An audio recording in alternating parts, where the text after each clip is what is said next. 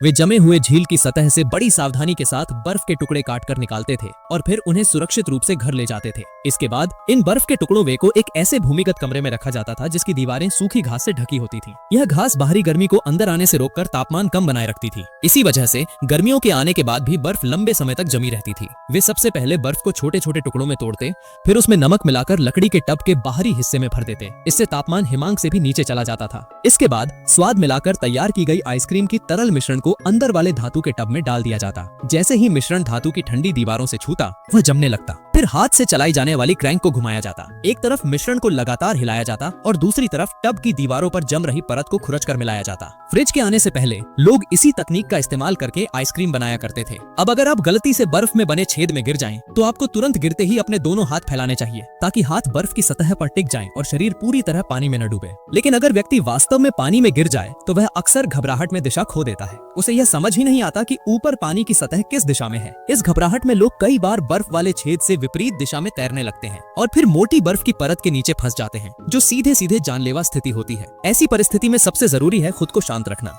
अपनी सारी एकाग्रता उस जगह पर लगे हल्के से प्रकाश को ढूंढने पर लगाएं, क्योंकि बर्फ में मौजूद रोशन छेद ही आपका बाहर निकलने का रास्ता होता है।